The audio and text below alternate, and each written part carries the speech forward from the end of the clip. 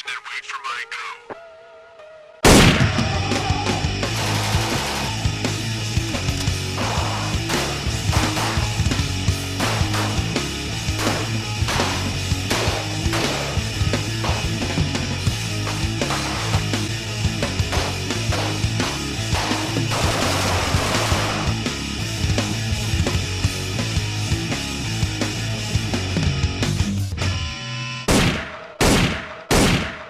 Welcome to the second season of Onsight, your eyes to the world of firearms and competitive shooting. All firearms used on the show are properly licensed and up to date. Onsight does not tolerate or encourage illegally owning one. For this episode, we have part 1 of a two-part series featuring two bullpup type of rifles, the MSAR STG 5.56 and the Tavor assault rifles. Before we start, let us review the 4 basic rules of gun safety. Treat every firearm as if they are loaded. Whenever you pick up a gun, immediately engage a safety device if possible. And if the gun has a magazine, remove it before opening the action and looking into the chamber, which should be clear of ammunition.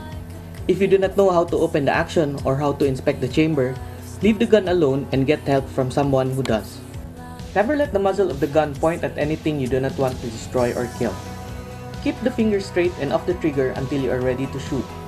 Be absolutely sure of the target and what is behind it.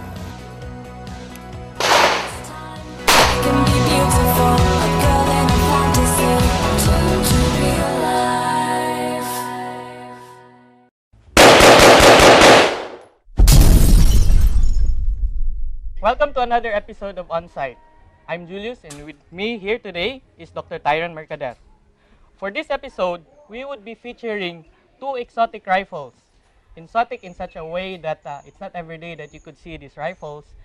And for its price, it's really exotic. So, Tyron, where do we start? Okay. Today, as Julius has said, we will be talking about two exotic rifles. And these are exotic in the sense that this is the trend, the new trend, the coming trend in military, in the manufacture and design of military rifles.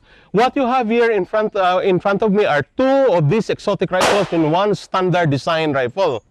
First of all, here we have the civilian version of the Steyr AUG assault rifle, no?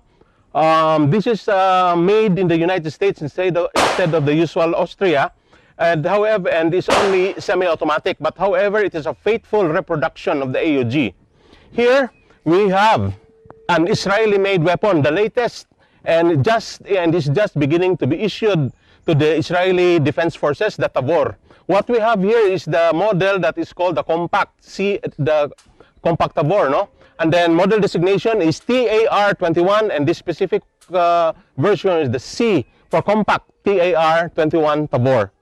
We have, for comparison purposes, a standard M4 rifle, which we shall use to show the differences between these designs and the standard design.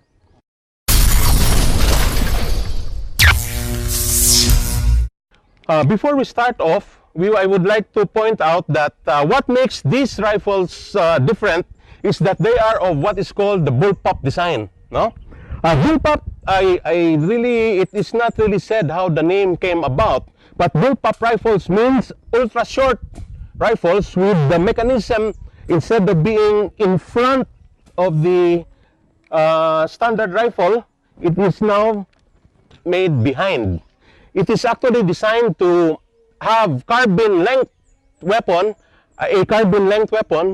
but having rifle power and accuracy. As you can see, these weapons have the magazine inserted between the buttstock and the pistol grip, no, where the shooter handles it.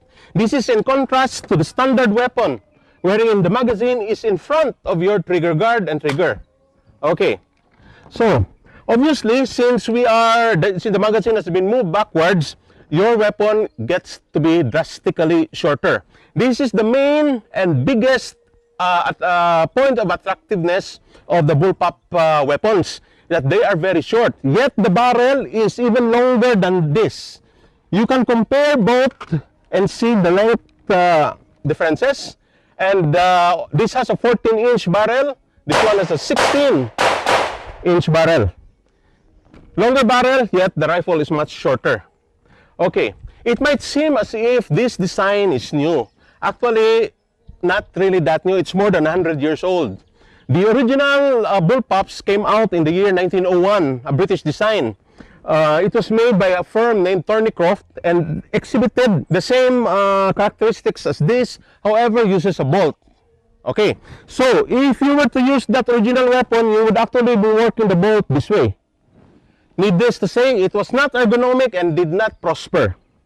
In the year 1918, the French made the first semi-automatic bullpup. However, due to technological limitations at that time, it was not successful and the matter was dropped. By the time after the Second World War, at around 1950, 1951, the British again brought back the bullpup design with the rifles named EM1 and EM2. It was moderately successful, however, was dropped because of American opposition to such a design. So the British decided to adopt the FN-FAL rifle, which looks like a standard rifle, magazine in front. It was only in 1977 when the Austrian firm Steyr, S-T-E-Y-R, developed the AUG, or that is the German definition of assault rifle, wherein the first successful bullpup design was made. The AUG looks almost exactly like this. In 1977, when it was first adopted by the Austrian army, it ushered what is called a paradigm shift in firearms design. Why? Number one, it was a bullpup, very short yet long barrel.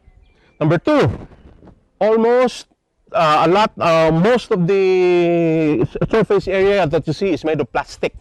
Again, a very novel design in 1977. Number three, it brought back the functions, the principles of ergonomics to weapon design by having a vertical pistol grip at the back and a vertical front grip in the front. Now, these two features add a lot to its versatility and effectiveness in full auto fire.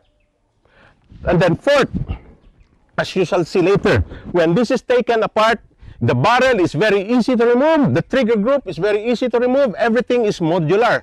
Again, it might seem to be common nowadays, but it was very novel in 1977.